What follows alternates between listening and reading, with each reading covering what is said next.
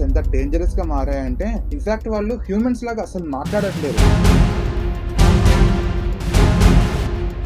అలా కంటిన్యూగా 3 hours వరకు అరవడం వల్ల తన వోకల్ కార్డ్స్ ఏవైతే ఉన్నాయో అవి పగిలి మాంసం ముక్కలు ఉంటాయి చూసారా, మొత్తం పగిలి అవి నోట్లో నుంచి రక్తంతో పాటు బయటకు వచ్చాయండి. ఫుడ్ ని అబ్జర్వ్ చేసినట్టయితే ఓన్లీ 5 days కి తగ్గ ఫుడ్ మాత్రమే అయిపోయింది. వాళ్ళ బాడీలో ఫ్లెష్ అనేది లేదు. అంటే ఇన్ని రోజులు వాళ్ళ సొంత చర్మాన్ని, వాళ్ళ సొంత మాంసాన్ని తీసుకొని వాళ్ళే తిన్నారు. అయితే వాళ్ళు డైజెస్ట్ చేస్తుంది ఫుడ్ కాదు, వాళ్ళ సొంత ఫ్లెష్ ని. ఒకరికైతే వాళ్ళ హ్యాండ్స్ దగ్గర ఈ పార్ట్ మొత్తం స్కిన్స్ అయి మిస్ అయ్యాయంట, టైస్ దగ్గర స్కిన్ లేదు, అండ్ ఇక్కడ ఈ పార్ట్ మొత్తం స్కిన్ మాంసం లేదంట, తినేసారంట.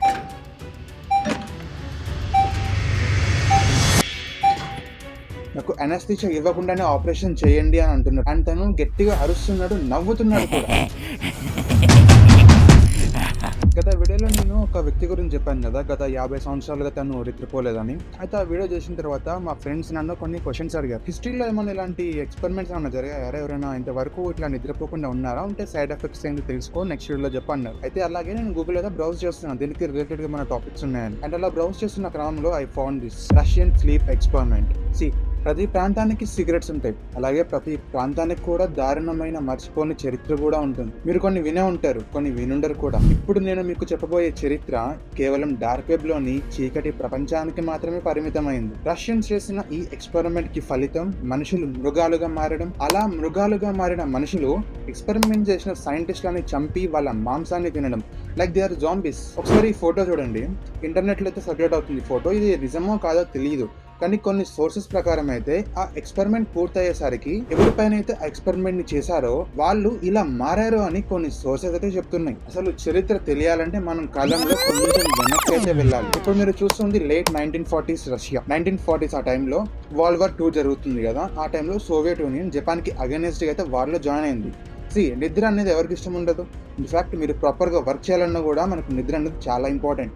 ఆ టైంలోనే మన బాడీ అనేది రీసెట్ అవుతుంది. అయితే వార్ టైంలో సోల్జర్స్ ఇంకా ఎఫిషియెంట్ గా వర్క్ చేయడానికి నిద్ర అనేది అడ్డొస్తుంది. సో అప్పుడు వచ్చిన డౌట్ ఏంటంటే నిద్ర లేకుండా పని చేస్తే ఎలా ఉంటుంది, సో నిద్ర లేకుండా ఇంకా ఎఫిషియెంట్ గా వర్క్ చేయొచ్చు కదా.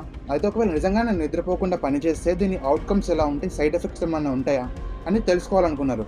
దీనికోసం ఒక ఎక్స్పెరిమెంట్ చేద్దామని డిసైడ్ అయ్యారు రష్యన్స్ వాళ్ళు. అయితే రష్యన్ లో ఉండే సైంటిస్ట్ ఒక రిక్వెస్ట్, వాళ్ళకి కావాల్సింది 5 subjects అండ్ సీక్రెట్ గా ఒక రూమ్ ఈ ఎక్స్పెరిమెంట్ చేయడానికి. అండ్ 5 subjects అంటే 5 మనుషులు, 5 మనుషులు కూడా కావాలి. సో అది వార్ టైం కాబట్టి ఖచ్చితంగా రష్యన్ లో ఉండే వాళ్ళ ఓన్ సిటిజన్స్ అయితే ఈ ఎక్స్పెరిమెంట్ కి యూజ్ చేయరు కదా.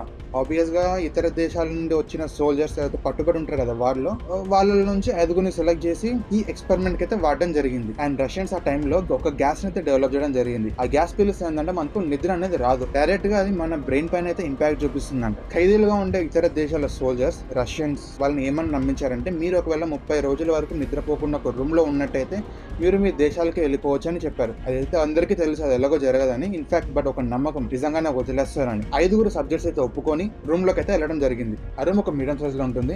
ఆ రూమ్ లో కావాల్సిన ప్రతి ఒక్క ఫెసిలిటీ అయితే ఉంది. Even washrooms, drinking water, food కానివ్వండి, 30 days కి సరిపడా ఫుడ్ కూడా ఆ రూమ్ లో అయితే అరేంజ్ చేయడం జరిగింది. అండ్ ఆ రూమ్ ని పూర్తిగా సీల్ చేశారు. అందులో ఆక్సిజన్ పోవడానికి ఆక్సిజన్ పైప్, అండ్ అలాగే ఆక్సిజన్ ని మోటర్ చేయడానికి కూడా ఒక ఆక్సిజన్ మీటర్ కూడా పెట్టడం జరిగింది. అండ్ అలాగే వాళ్ళకి తెలియకుండా ఒక గ్యాస్ ని కూడా పంపించడానికి ఏర్పాట్లు అయితే చేయడం జరిగింది. అదే నాకు చెప్పాను కదా, నిద్రపోకుండా ఉండడానికి ఒక గ్యాస్ ని డెవలప్ చేశారని. ఆ గ్యాస్ ని కానీ లోపల ఉన్న 5 subjects కి అయితే తెలియదు ఒక గ్యాస్ కూడా ఆ ఎయిర్ లో కలిసి ఉంటుందని. ఇంకా ఫుడ్ 3 to 4 weeks కి సరిపడా ఫుడ్ కూడా అరేంజ్ అయితే చేయడం జరిగింది. కానీ బెడ్స్ మాత్రం లేదు, ఎందుకంటే వాళ్ళ టాస్క్ నిద్రపోకుండా ఉండడం కాబట్టి బెడ్స్ అయితే ఆ రూమ్ లో లేవు. ఇతర ప్రతి ఒక్క ఫెసిలిటీస్ అయితే ఆ రూమ్ లో ఉన్నాయి. అండ్ వాళ్ళని బయట నుంచి అబ్జర్వ్ చేయడానికి ఒక చిన్న హోల్ అయితే పెట్టడం జరిగింది. అండ్ అలాగే లోపల వాళ్ళు ఏం మాట్లాడుకుంటున్నారో వినడానికి కూడా మైక్స్ అయితే అరేంజ్ చేయడం అయితే జరిగింది. స్పీకర్స్ కూడా పెట్టారు, బయట నుంచి ఏమైనా ఇన్స్ట్రక్షన్స్ ఇస్తే లోపల వాళ్ళు ఫాలో అవ్వడానికి. ఇలా ఒక రూమ్ ని మొత్తం సిద్ధం చేసి ఎక్స్పెరిమెంట్ అయితే మొదలు పెట్టారు. సో లోపల ఉన్న వాళ్ళకి ఒకటే పని, నిద్రపోకుండా 30 రోజుల వరకు ఉండడం. అలా ఉంటే ఆ 30 రోజులు గడిచినట్టయితే వాళ్ళు వాళ్ళ దేశాలకి వెళ్ళిపోతారని వాళ్ళ నమ్మకం. ఇలా ఉండగా ఫస్ట్ డే స్టార్ట్ అయింది. First day, second day, third day అంతా నార్మల్ గానే ఉంది, ఏమంతా లేవు. నార్మల్ డిస్కషన్స్ పెట్టారు, వాళ్ళ ఫ్యామిలీ, వాళ్ళ స్ట్రగుల్స్ కానివ్వండి, ఇలా డిస్కషన్స్ అయ్యాయి. కానీ అసలు కదా 4th and 5th డే లో స్టార్ట్ అయింది. 4th and 5th డేస్ వచ్చేసరికి ఒక మనిషిలో ఉన్న డీపెస్ట్ డిజైర్స్, థాట్స్ కూడా షేర్ చేసుకోవడం జరిగింది. వాళ్ళు గత 5 రోజుల నుంచి నిద్రపోలేదు. దానికి ఆ గ్యాస్ ప్రభావమే అయి ఉంటుంది మాక్సిమం. అండ్ ఫుడ్ కూడా నార్మల్ గా తీసుకుంటున్నారు. ఎప్పటికప్పుడు ఆక్సిజన్ మీటర్ కూడా చెక్ చేస్తున్నా. ఆక్సిజన్ ఇంటేక్ అంతా నార్మల్ గానే ఉంది. అయితే 4th and 5th డేస్ వచ్చేసరికి వాళ్ళ థాట్స్ ఎంత డేంజరస్ గా మారాయంటే, ఇన్ఫాక్ట్ వాళ్ళు హ్యూమన్స్ లాగా అసలు మాట్లాడట్లేరు. వాళ్ళ థాట్స్ కానివ్వండి, వాళ్ళు మాట్లాడే విధానం కానీ చూస్తున్నట్టయితే ఒక సీరియల్ కిల్లర్, సైకోపాత్ ఉంటారు చూసారా, అలా మాట్లాడినట్టు అనిపించిందంట. వీళ్ళు ఇలా మాట్లాడడం చూసి సైంటిస్టులు అందరూ షాక్ అయ్యారు. అయితే ఇదంతా గ్యాస్ ప్రభావమే అని అనుకుని లైట్ తీసుకున్నారు. అయితే 5th డే అయిపోయిన తర్వాత 6th డే 7th డే రోజు ఆ 5 సబ్జెక్ట్స్ లో ఒకరు గట్టిగా అరవడం అయితే మొదలు పెట్టారు. అది ఎంత గట్టిగా అంటే మనం మాక్సిమం ఎంత గట్టిగా అరవగలం అంతకన్నా లౌడ్ గా అరవడం స్టార్ట్ చేశారు. కంటిన్యూగా 3 hours వరకు. అలా కంటిన్యూగా 3 hours వరకు అరవడం వల్ల తన వోకల్ కార్డ్స్ ఏవైతే ఉన్నాయో అవి పగిలి నోట్లో నుంచి లోపల మాంసం ముక్కలు ఉంటాయి చూసారా, మొత్తం పగిలి అవి నోట్లో నుంచి రక్తంతో పాటు బయటకు వచ్చాయంట. సో అలా అరిచిన తర్వాత తన మళ్ళీ అరవడానికి ప్రయత్నించినా కూడా లోపల నుంచి కొత్త గాలి వస్తుంది కానీ మాట అసలు రావట్లేదు. అంటే తన వోకల్ కార్డ్స్ కంప్లీట్ గా డ్యామేజ్ అయ్యి తను మాట్లాడకుండా పోయింది. బట్ అయినా కూడా వాళ్ళకి నొప్పి అంతగా తెలుస్తలేదంట అప్పటికి. అండ్ ఇలా ఉండగా మరో 2 days లో 4 ఉన్నారు కదా సబ్జెక్ట్స్, ఒకరు అరిచినోడు తప్ప. ఇంకా 4లో ఇంకొకరు కూడా మరి కంటిన్యూగా 3 to 4 hours అవ్వడం వల్ల తన వోకల్ కార్డ్ కూడా డ్యామేజ్ అయ్యి బ్లడ్ వామిట్ చేసుకున్నాడంట. సో ఇలా ఇద్దరికి గొంతు పోవడం వల్ల సౌండ్స్ ఏమీ రావట్లేవు కదా. అయితే బయట ఉన్న సైంటిస్టులకి మైక్స్ ఏమన్నా ఖరాబ్ అయ్యాయా లేదా లోపల మనుషులు చనిపోయారని చెక్ చేయడానికి ఆక్సిజన్ మీటర్ చెక్ చేస్తున్నారు. ఇంటెక్ బాగానే ఉంది, అవుటెక్ కూడా ఆక్సిజన్ ప్రాపర్ గానే ఉంది. మైక్స్ చెక్ చేసినా కూడా మైక్స్ అంతా ప్రాపర్ గానే ఉంది. ఇలా ఉండగా 7 to 8 days గడిచాక ప్రతి ఒక్కరు మాట్లాడడం స్టాప్ చేశారంట. ప్రతి ఒక్కరు ఆ రూమ్ లో ఒకరికొక మూలకు కూర్చొని వాళ్ళలో వాళ్ళే ఏదో మాట్లాడుకుంటారంట. ఇంకా వాళ్ళకి మైక్స్ ఉన్నాయని చెప్పాను కదా, ఏదో ఒక సైకోపాత్ వాళ్ళలో వాళ్ళు మాట్లాడుకుంటారు చూసారా, అట్లా ఏదో మాట్లాడుకుంటున్నారంట. They completely changed, they are not humans anymore. So ఇది ఒక సీక్రెట్ ఎక్స్పెరిమెంట్ కాబట్టి ఈ సీక్రెట్ ని ఎంతో కాలం దాచిపెట్టలేరు. సో రష్యన్ గవర్నమెంట్ కి ఇలాంటి ఒక ఎక్స్పెరిమెంట్ జరుగుతుందని డౌట్ వచ్చి ఈ ఎక్స్పెరిమెంట్ జరుగుతుందంటే ఇమీడియట్ గా స్టాప్ చేసానని ఆర్డర్స్ అయితే పాస్ చేయడం జరిగింది. దీంతో సైంటిస్టులు కూడా ఏం చేయాలో అర్థం కాక ఇంకా ఈ ఎక్స్పెరిమెంట్ ని ఆపేద్దామని రూమ్ లో చూసినట్టయితే ప్రతి ఒక్కరు ఒక్కొక్క మూలకు కూర్చో ఉన్నారు. అర్థం కావట్లేదు ఏం జరుగుతుందో సైంటిస్టులకు కూడా. అయితే అప్పుడే ఒక అనౌన్స్మెంట్ అయితే ఇవ్వడం జరిగింది. మీరు బయటికి రావచ్చు, మేము డోర్ ఓపెన్ చేస్తున్నాము, ఎవరైనా డోర్ దగ్గర ఉంటే దూరంగా వెళ్ళండి, లేదంటే షూట్ చేసి స్పాట్ లో చంపేస్తామని అనౌన్స్మెంట్ అయితే ఇవ్వడం జరిగింది. ఇచ్చిన వెంటనే లోపల నుంచి ఒక వ్యక్తి అయితే అన్నాడు, మీరు రావాల్సిన అవసరం లేదు, మేము రామ్ కూడా, మేము ఇక్కడే ఉంటాము, వచ్చారంటే మిమ్మల్ని చంపి తినేస్తామని అన్నారు. బయట ఉన్న సైంటిస్టులు ఏమో సీరియస్ గా తీసుకోలేదు ఈ విషయాన్ని, ఎవరో జోక్ చేస్తున్నాడు అని అనుకొని డోర్స్ అయితే ఓపెన్ చేశాడు. ఫ్రెష్ ఎయిర్ అయితే లోపలికి వెళ్ళింది అండ్ అలాగే గ్యాస్ కూడా ఆఫ్ చేశారు. ఇంతలో గ్యాస్ ఆఫ్ చేయగానే ఆ గ్యాస్ ఒక పర్సెంటేజ్ తగ్గిపోతుంది కాబట్టి లోపల ఉన్న వాళ్ళు గట్టిగా అరవడం మొదలు పెట్టారు. గ్యాస్ ఆన్ చేయి, గ్యాస్ ఆన్ చేయరా, మాకు అది కావాలి, అది లేకపోతే మేము ఉండలేము, మీరు వెళ్ళండి, మేము ఈ రూమ్ లోనే ఉంటాం, బయటికి రాము అని ఇలా అరవడం మొదలు పెట్టారంట. They are completely out of their minds. So ఎలాగలా వాళ్ళని కంట్రోల్ చేసి రూమ్ అబ్జర్వ్ చేసినట్టయితే అంత నార్మల్ గానే ఉంది, అందరూ బతికే ఉన్నారు. కానీ వాళ్ళు చూస్తుంటే విచిత్రంగా ఉన్నారు. అండ్ అలాగే ఫుడ్ ని అబ్జర్వ్ చేసినట్టయితే ఓన్లీ 5 days కి తగ్గ ఫుడ్ మాత్రమే అయిపోయింది. అంటే మరి మిగతా 5 days వీళ్ళు ఎలా ఉన్నారు ఆ రూమ్ లో డౌట్ వచ్చింది. వాళ్ళని చూసినట్టయితే వాళ్ళు తన రక్తంతో తడిచి ముద్దై ఉన్నారు. ఒక్కొక్కరిని చూసినట్టయితే వాళ్ళ బాడీలో ఫ్లెష్ అనేది లేదు. అంటే ఎన్ని రోజులు వాళ్ళ సొంత చర్మాన్ని, వాళ్ళ సొంత మాంసాన్ని తీసుకొని వాళ్ళే తిన్నారు. అండ్ లోపల ఉన్న 5 subjects లో ఒకరికైతే ట్రిప్స్ కూడా కనబడుతున్నాయంట. అంటే అంతలో అక్కడున్న ఈ స్కిన్ మొత్తం, ఈ మాంసం మొత్తం తీసి తినేశారంట. సో వాళ్ళని ఎలా వాళ్ళ బయటకి తీసుకొచ్చి వాళ్ళని ఎగ్జామిన్ చేసి తెలిసింది ఏంటంటే వాళ్ళ డైజెస్టివ్ సిస్టమ్ బాగానే వర్క్ అవుతుంది.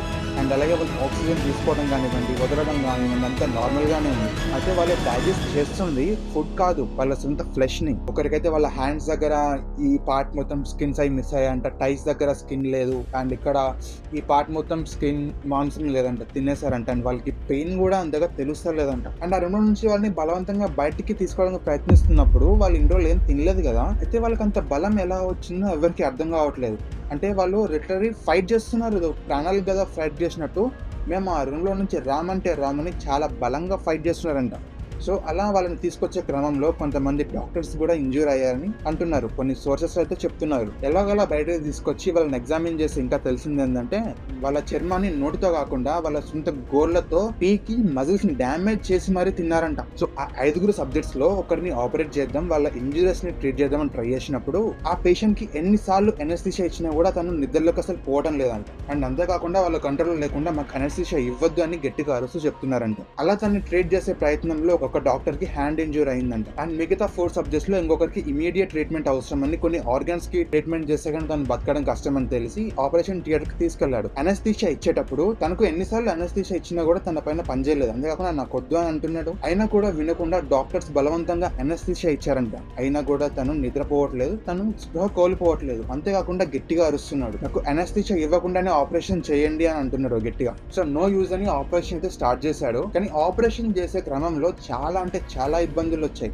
అంటే తను కంటిన్యూగా కదులుతున్నారంట, అండ్ తను గట్టిగా అరుస్తున్నాడు, నవ్వుతున్నాడు కూడా. సో ఎలాగలా ట్రీట్మెంట్ అయితే ఫినిష్ అయింది. ఆ తర్వాత 5 సబ్జెక్ట్స్ లో కొంతమందిని అబ్జర్వేషన్ రూమ్ కి అయితే తీసుకెళ్లడం జరిగింది. హాస్పిటల్లో, ప్రైవేట్ హాస్పిటల్లో అబ్జర్వేషన్ రూమ్ లో ఏంటంటే ఆ పేషెంట్ ఒక బ్రెయిన్ మల్టిపుల్ టైమ్స్ డెడ్ అయిందంట. అండ్ మల్టిపుల్ టైమ్స్ మళ్ళీ రియాక్టివేట్ అయిందంట. ఏదో వీడియో గేమ్ కదా అన్నట్టు. బ్రెయిన్ ఇంకా హార్ట్ సైమల్టేనియస్ గా డెడ్ అవుతుంది, మళ్ళీ యాక్టివేట్ అవుతుంది, which is very strange. And doctors కూడా ఎన్నోసార్లు అలా జరిగినప్పుడు ఆ పేషెంట్ ని డెడ్ అని కూడా డిక్లేర్ చేశారంట. మరి డెడ్ అని డిక్లేర్ చేసిన వెంటనే కూడా ఆ పేషెంట్ మళ్ళీ బతుకుతున్నాడు, బ్రెయిన్ అనేది మళ్ళీ యాక్టివేట్ అవుతుంది డెడ్ స్టేట్ నుంచి. ఆ 5 సబ్జెక్ట్స్ బెడ్ పైన ఉన్నప్పుడు తీసిన ఫోటోనే అంట, ఇది కనిపిస్తున్నారు కదా. సో ఇలా ఒక 15 days పూర్తయిన తర్వాత ఆ మనిషి యొక్క శరీరం ఇలా తయారైందంట. చూస్తే ఎట్లనా ఉంది కదా, మీరు చూస్తున్న ఇమేజ్ కూడా నిజమై ఉంటే ఒక మనిషిని ఇలా తయారు చేసింది కూడా ఒక మనిషే. లేదో ఒక జాంబీ లాగా మనం ఫ్యాంటసీ మూవీస్ లో చూస్తుంటాం కదా, జాంబీస్ కానివ్వండి, ఇతర క్రియేచర్స్ కానివ్వండి, లేదా ఇతర వేరే గ్రహాల నుంచి వచ్చిన వాళ్ళు ఉంటారు కదా, సేమ్ కొంచెం అట్లనే భయంకరంగా, ఐస్ పెద్దగా, ఇటలే తన ఫేస్ ఒక స్ట్రక్చర్ చూసినట్టయితే కూడా చాలా భయంగా ఉంది. సో ఈ ఎక్స్పెరిమెంట్ గురించి మీరు ఏమంటారు అసలు కింద కామెంట్ చేయండి. ఈ వీడియోని మీరు ఇక్కడ దాకా చూసారంటే నేను ప్రొవైడ్ చేసిన ఇన్ఫర్మేషన్ మీకు ఎంతో కొంత నచ్చిందని అనుకుంటున్నాను. ఒకవేళ మీకు నచ్చినట్లయితే మన ఛానల్ని సబ్స్క్రైబ్ చేసుకుంటారని కోరుకుంటూ, ఈ వీడియో మీకు ఇంకా నచ్చినట్లయితే లైక్ చేస్తారని కోరుకుంటూ, మీకు ఒకవేళ ఏ టాపిక్ పైన వీడియో చేయాలని అనిపిస్తే కింద కామెంట్ చేయండి. నెక్స్ట్ వీడియోలో కంపల్సరీ మీరు కామెంట్ చేసిన టాపిక్ గురించి వీడియో చేయడానికి అయితే ప్రయత్నిస్తాను. ఇంకో కొత్త టాపిక్తో కలుద్దాం నెక్స్ట్ వీడియో.